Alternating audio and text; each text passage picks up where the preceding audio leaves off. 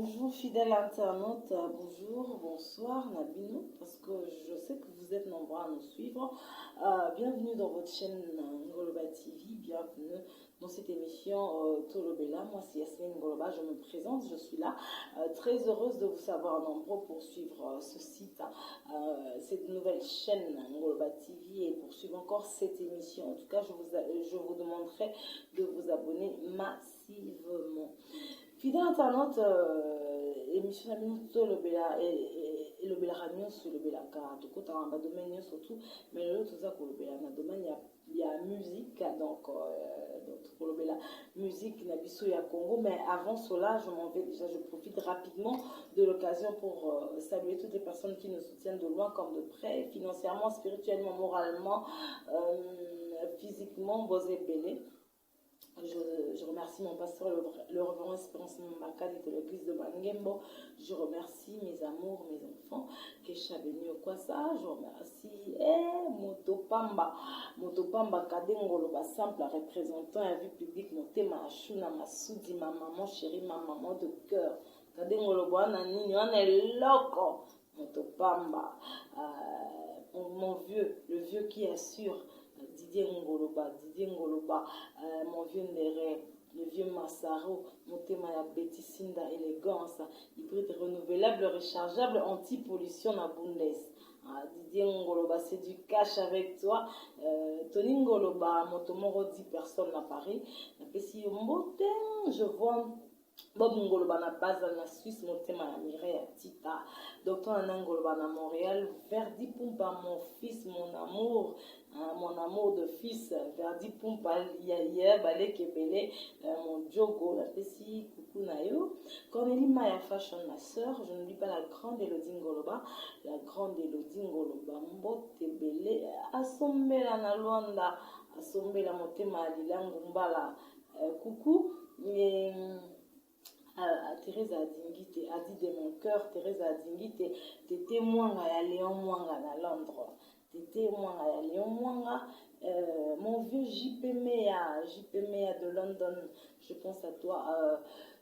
Papi Chrisemou Lele Motema Fanny Ngongo Banda na bosanité master na ngai ya tembe yo zara mwa tembe yango wana lelo pena na osukisa tembe na yo Tipi Mbuku mon ami mon dedans mon ami penza donc privé Tipi Mbuku bisous clin d'œil également à madame et na bosanité l'honorable Dino na Orléans, balobi mituke bele, mituka pamba, nani akokani na yo quoi. Honorable Dino na Orléans, donc il y a eu un mot wana, fidèle internaute ozongi si qu'on a vu via émission na biso, émission na biso eza tolobela, tozana posa kolobela feregola. Tozana posa kolobela regarde-moi.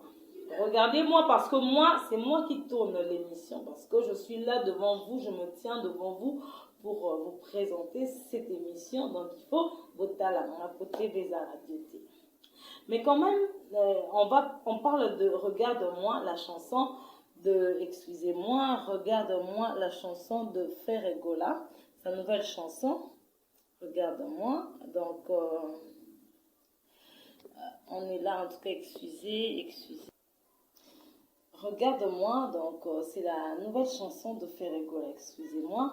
C'est la nouvelle chanson de Ferregola. Oh, ebimi, salipe makambu nango, sali carton nango, nandenge nango. L'analyse est permis, et critique également, mais quand même, si on peut critiquer, toye barandenge ni nango, critiquer toye barandenge ni esikani nango kote. Ferregola a fait une très belle chanson. Nzembo kitoko makasi, kitoko penza.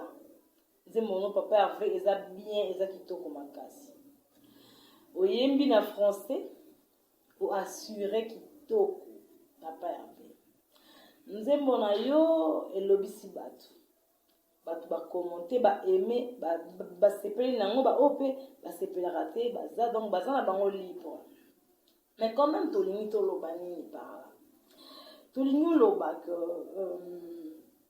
critique critiquer ndenge tout le nzembo ya la définition de musique tozongi na classe je crois la première ou bien la deuxième la musique est l'art de combiner le son d'une manière agréable à l'oreille donc nzembo wana soki debe kozala ezala nzembo affaire egola eza mabe to eza bien eza mabe na ndenge nini eza bien na ndenge nini est-ce que son wana ezalaki agréable na matoi na biso to te tomoni ke son yaki agréable papa Hervé tu as assuré osali nzembo kitoko eza na sens tosali yango parallélisme kutu na nzembo na yo na premier album na yo Sens Interdit la chanson Vinaigre au monde eza presque même histoire oyo ebetami na kati sauf que nzembo ya Vinaigre yaki na lingala eza na français toyoki un peu tomeki omona que makambo lobi eza na sens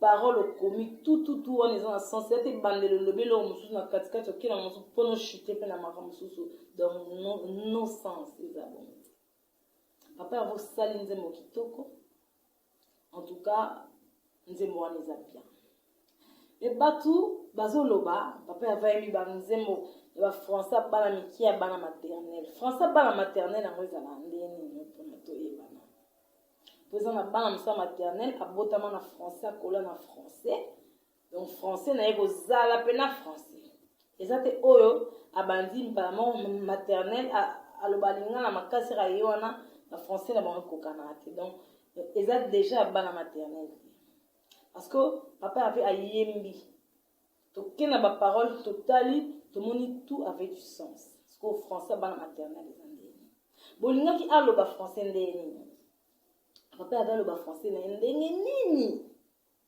po aloba kaka na ndenge ya diction na biso na ndenge ya accent ya bakongolais ya Kinshasa ya RDC bakongolais ya RDC aloba kaka français bongo soki ozwi congolais moko ya RDC congolais moko ya Congo Kinshasa na congolais moko ya Congo Brazzaville bakoloba français ndenge moko te accent na bango ekokana te soki koluka français moko accent bakongolais na mbale nanu accent na bango français ekokana te soki koluka congolais moko boye peut-être français aloba français na suédois moko to suisse to canadien baloba français bafrançais na bango mpe ekokana te baivoirien bazala na accent na bango français banigérien bazala na accent na bango français biso mpe également mpona baangolais je ne sais pas donc kutu toke kutu kaka awa na RDC toza na batribu ebele français ya mongo ya mutetela ya muyombe ya muluba ya muswahili ekokana te parce que mutu na mutu obimisa accent na ye mosusu koloba te na babotama na kini mpo na ye aza na accent wana te ye mpa ozala na français na ye moko ekolobama na ndenge ya accent oyo ya esika oyo ye avandeli sikoyo fe egola akola awa abotama awa akola awa il faut aloba accent ya ndenge nini aloba accent oyo ya bakongolais sikoyo papa Hervé ndenge aza wana aza universitaire te papa Hervé ndenge aza wana atanga na Sorbonne te donc français alobi eza français eza français te bolingi aloba ayemba nzembo aloba français na nzembo nini lokola Céline Dion to lokola Claude François to ndeni non il faut aloba français kaka na accent na biso na badiction na biso bakongolais ka yango wana il faut aloba ya wesh aloba badaju to te il faut aloba kaka oyo wana alobaki sikoyo ya bana maternelle eza wapi papa ambe batika eko asali nzembo kitoko asali nzembo bien nana oyeba taxi bana maternelle na mozambique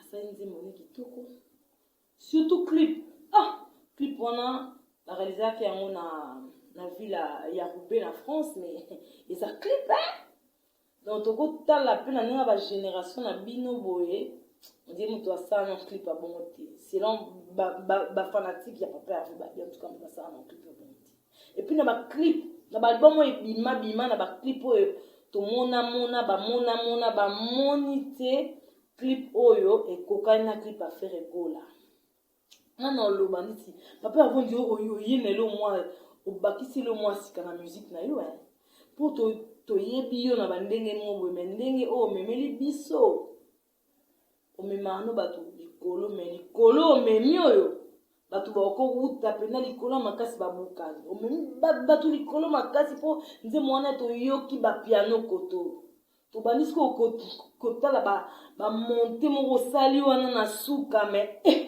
on a opéra to comprendre te osali nzembo kitoko osali vraiment nzembo kitoko soyons réalistes eza te o nini te soyons réalistes il a fait du bon travail nzembo et en tout cas ils a réussi bravo l'artiste bravo papa toloba nini sous papa avait en fait toujours marché bamote koloba misusu faire epena ya 2020 ti faire à lobby français quoi faire donc ayembi français et puis lelo kozala invité na chaîne moko boye étrangère à se défendre correctement à quoi assurer parce que nzembo wana komema ye na ba niveau moko ba okota et puis à quoi assurer Ferre Gola avait un producteur. Le producteur a pesi faire ba condition na ye, fait ba exigence na ye, faire pas pesi ya ye. Faire azumbon na ye, azoliambon na ye, azosavrembon na ye kitoko et puis ça lui le producteur musala oyo ba senga ki ya sala. Il ne donc a pesi kaka oyo ya sana parce que on ne donne que ce qu'on a. Et lui, il a sa voix, il a son savoir-faire, il a donné juste son savoir-faire et sa voix. Et puis, et un carton. Na moment où tu as critiqué, tu as sala boy, faire go les salim bon qui tout. Na moment où biso tu as luka, tu vas le décortiquer nzembo, tu vas le luka erreur et zawapi. Papa avait mené un zana quoi. Les hommes matisselés ba vu, les autres ça les bien. Donc, la chanson, elle est bien. En tout cas, rien à dire. 10 sur 10. Le clip même, n'en parlons pas. Tout a été parfait, on dirait. Donc et ça qui peut être correct. Wana sinon la vie n'a pas. Mais critique ça, ma bête, ça va bien pour un avancement. Il y a Elo ou bien il y a Moutoumou ou quelconque. Elo que bêta misa isuni nizali koloba. Et puis dans les cambas français, na rejoindre Bouquet Choua Yambaloba qui a lobby français. Toujours le français, les lois, on a le français. Est-ce que Dubaï est tombé en français? Ba chinois, ba ça, ba mamamine na Chine, ba tonga en français? Non. Français, le bi l'orota. Français, le bi na l'orota. So yeba. Attends, mon kiano, on se défendre ça là bien. Et ça, on a bien. Et puis, mais, tu dis que papa avait ayemi nzemone français qui toko. Ayemi vraiment nzemone bien. Si tu sais qu'on a une critique, mon sous sur le bin, papa avait ayemi nzemone zulema et voilà, et comme ça. On a dit que baïba nzembo soki, eza ibandeli, tisuka, même nzembo, même rythme. Mais extrait, je pense. Pour depuis la nuit des temps, depuis to yeba la musique à Congo, banzembo kokana na okaka musu pepe kutezan même titre, même rythme, même parole. Mais artiste Y a sali artiste X a sali artiste Y pas sali. Donc okolongole le côté. Wande ayibi amuninga. Siko so les extraits. Extrait d'un problème temps, extrait zali ba yema ba extra ba ya Marie Misambo, ya ba couple Bouloba, ya Mabele Lissi, ya ba qui encore, ya ba Redi, ya ba Pepe Calé, ya ba débat ba extrait et ça là le côté extrait. Tout extrait et ça que on valoriser ndeko na yo o ayema nze momo ya bien. kaka papa Hervé offert gola ayemba ki extrême ko nzimba papa Wemba awa to sepelaki to bi papa Hervé faire pena immortaliser papa Wemba ça nous ça la bien mais lelo kaka extrême ko ya zulema soit disant il fait après comment le bao eza la possibilité ça et cause après faute il y a commerçant même nzembo wana tekele mutu mususu atekele mutu mususu parce que tomona ba parolier wana atekelaki neti nzembo na ye pa ya musicien mo x afuta mbongo mais akomisa yango na suka te na kanda wana akotekela yango musicien y et le musicien y ayebaki na eloko te asombi nzembo mo oyo ayebi motu na makolo te mais après bokutani mosusu mpe ezali nzembo moko boye kaka osepeleli nango epa ndeko no ayembaki yobitenga mpe funa zo extrait wana nasalela yango esala bien mosusu eza mpe boye parce que na Congo toza na baartiste mosusu bakompozaka na bango te mosusu bakompozaka mosusu ye moko akompozaka mpe banzembo na ye mosusu akompozaka te asombaka na ye kaka eza péché te yango baparolier bazalaka mosusu mpe asombaka akompozaka mpe azwi banzembo na ye oyo nzembo oyo asombi atrie mwa quelque partie mwa quelque morceau akole yango na nzembo na ye mo oyo akompozaki epesali bien soki kasi Frère Egola azwaki nzembo azulema atie extrait abe eza wapi Zulema c'est son frère c'est un artiste comme lui c'est son frère eza asali mpe kutu ndekone bien ke na minute azonga mpe na actualité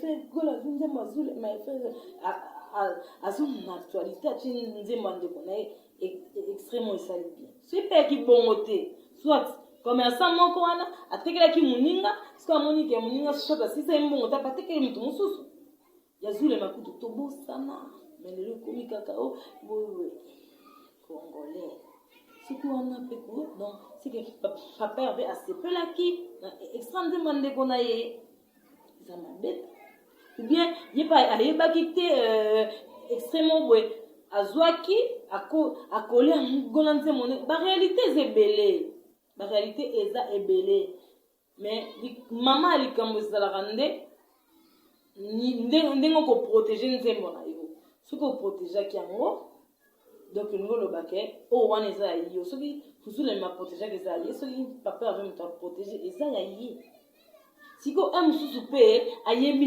nga siko nazo-comprendre te koyiba eza ni koyiba eza quand oyembi nzembo ya motu mobimba wana se koyibi nzembo ya motu mais quand eza nango extrait oyibi na yo te eza nango ka extrait en tout cas la chanson eza vraiment kitoko regarde-moi ya Frère Egola alobi les bonnes choses commencent parce que abimisaki ezaka avant goût parce que avant goût yango esali boye ebongo air akobima mobimbe ozala ndenge soki avant goût ya pamba esali boye papa Hervé abimisika à gauche abombi droite bongo abimisa à droite eza ndenge po abimisika à gauche ya pamba esali makambo gauche ya papa Hervé esali makambo au droite ya papa Hervé kozala somo tozomona ngo déjà ndenge kozala na mois de novembre tozozela parce que soki tomoni makambo oyo il faut pena tozela le padre ndenge osala makambo na ye la discussion esalama kala esali su bien propre etombo donc tolobaka tolinga te baloba yango lelo tokoma oloba yango ekoma lokwa slogan na biso aimons-nous vivants tolinga na toza nanu vivant parce que lobi tokokozala te artiste yango aza lisusu tokomi asalaka nzembo moko na 2020 suka na nzembo après bacovid après confinement pendant covid asalaka nzembo moko kitoko tokoloba yango mais artiste aosepela susu te aoyeba te aoyoka na ye te parce que eza lisusu te donc elobami kaka boye mais pendant qu'une personne est encore en vie soki asala eloko bien tokumisa ye tolobi non merci papa Hervé pour Nzembo Sali. Une très belle chanson. Très beau clip et on attend la suite. La suite, ça sera comment nous, on est là, on attend et puis Torolobe là toujours. Boloba que on a ta tendance c'est la réaliste. Quand il y a quelque chose de bon, il y a quelque chose à dire sur quelqu'un, sur je ne sais pas, quelque chose et sali que tolobelelo quand événement moko boy tozawana tokolobango to ça analyse nango ezate que oilo mo boy après to bolobelango pona tozara mutu amutu te toa ba réaliste yango lelo toyoloba coup de chapeau à toi l'artiste, coup de chapeau à Ferregola Bataring Papa Hervé, coup de chapeau pour Nzembo tsheli biso ya regarde en tout cas tokotala talango tina suka tokosepela nango tokotala yango bon juste ka après mission ongana tali yango lisusu donc nazotala yango lisusu pone ça bien. Voilà, nous sommes arrivés à la fin de cette émission. Tolobela Kibongo, regarde-moi, la nouvelle chanson de Ferregola. Grand merci Nabino surtout pour vos accueillants disposés pendant que tu as la biso. Bon, s'abonner massivement à la nouvelle chaîne Nabino, Ngoloba TV, tous en pour Nabino, tout essayer vraiment ensemble dans Nabino pour ramener l'excellence dans Nabino. Je vous aime énormément et on est là pour vous. Vous allez bien. Très prochainement la chaîne Nabino Ngoloba TV et puis la émission Nabino Tolobela. Voilà, ndeka na bando loba to comme vraiment na souka mais restez branchés à Ngoloba TV et abonnez-vous massivement.